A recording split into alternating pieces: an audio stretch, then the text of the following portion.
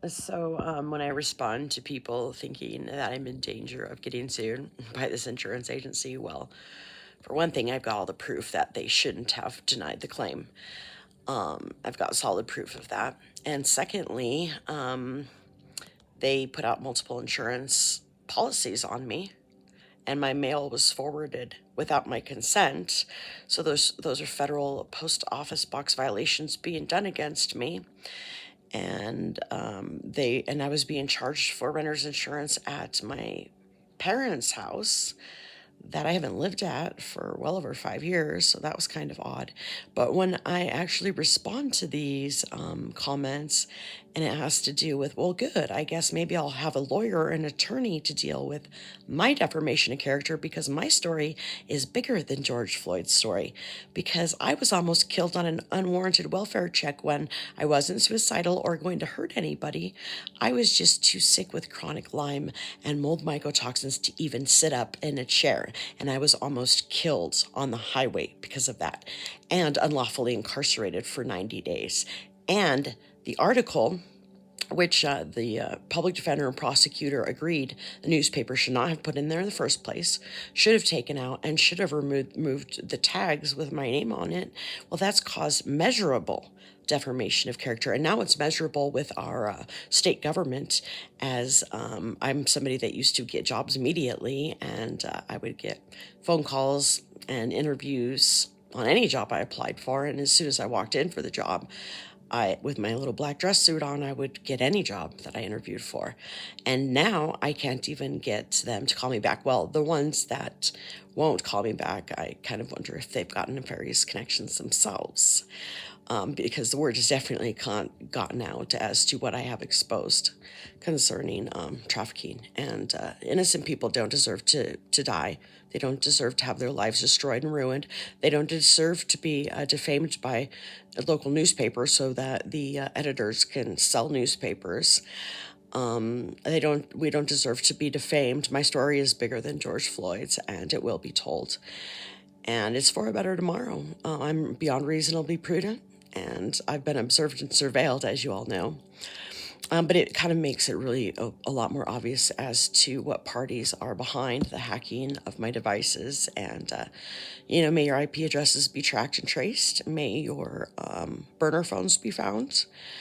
May all your other electronic weaponry be found. May your places be raided, and anything that you have illegal be found at the previous places of employment, as well as any that are hacking me at this present moment and manipulating my story.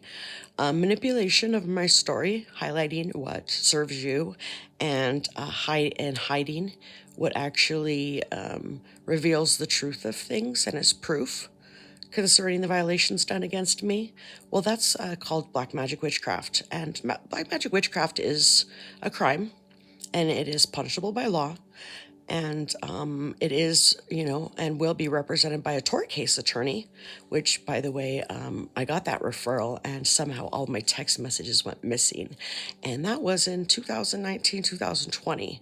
So it just goes to show that the police force in this town, the corrupt ones, I should say, actually have been behind hacking my devices, which are federal crimes, by the way. I mean, I'm sure that you guys know that, seen as you are corrupt police officers. But no, that's been going on since I've was almost killed on an unwarranted welfare check call for having years, decades actually, of medical neglect, medical mismanagement, medical misdiagnosis, and medical defamation. And it turned into a crazy situation where I was almost killed on a welfare check, when I wasn't suicidal, wasn't going to hurt anyone. I was just too sick to sit up in a chair, and my family refused to help me.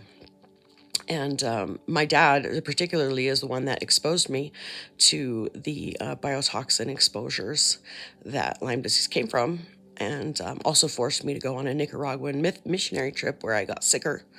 My son, born from that missionary trip, died at 20 months old on an operating table in Helsinki, Finland, when they opened him up to do the heart surgery, which they thought they were doing on the white spot on his heart that was seen from the womb, basically what they saw was the manifestation of rat lungworm, which comes from strongyloids, which was up to 85% contamination in the Nicaraguan waters. And that relates to red tide, which is one of the questions that the biotoxin specialist that I was supposed to see and supposed to get treated by and supposed to get better with asked me, as well as if I'd had chicken pox, pointing the fact that what's going on in my head and what I've been left with on my head is 6 years of shingles on the top of my head. So I have been through extreme injustice, extreme defamation. Like I said, my story is bigger than George Floyd's.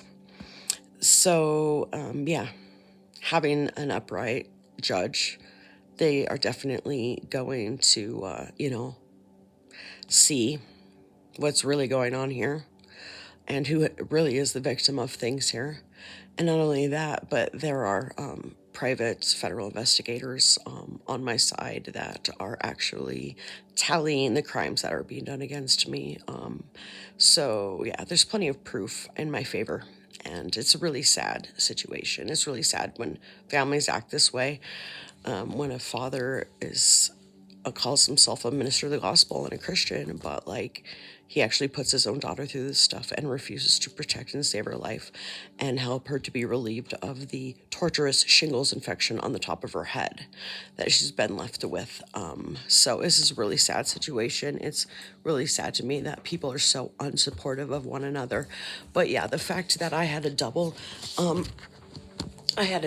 insurance policies taken out on me concerning auto and renter's insurance, and the fact that my mail was forwarded without my consent. Those are serious federal crimes. That's a serious federal crime. It's a post office box violation. And speaking of those, for some reason, the letter that I sent to unemployment that did deal with the serious criminality of these last 2 places of employment, I never got back the certified mailing, so I'm going to have to make a separate video and actually read the certified mail, like, receipts, so that can be getting to the bottom of it. But yeah, I never got any return, certified mail receipts on those letters that actually point out the serious criminal crimes at these last places of employment, and such as the post office box mail violation that somehow ended up down at my parents' house. So I don't know what kind of connections there. Yeah, kind of weird. I haven't lived there in over 5 years, but my stuff was automatically forwarded there from the last job. So, no, it's all being put together. It's all extremely obvious. And all of you fraudulent criminals, you will be exposed. You will be found guilty. You will have to pay for your crimes. You will have to pay for breaking the law. You're not exempt. You don't get to do whatever you want and just destroy whoever's lives you feel like it and get away with it. It's a really sad world we live in, and this is exactly the sort of stuff that needs dealt with and exposed, and these are exactly the type of people that need to be put behind bars so that we can have a safer, healthier, and more productive tomorrow for the next generations. And that's why I do this. So, yeah. If there wasn't validity behind it, I'm pretty certain the videos wouldn't still be up. Remember to take care of one another and support your own families and pay for medical treatment if it's something that you've exposed them to. And the medical treatment and the medical our medicine isn't set up to treat at this point in time. It's only the right thing to do. It's only the honorable thing to do. It's only the upright thing to do. It's only the truly Christian thing to do. It's only what Jesus says to do. Right, Dad?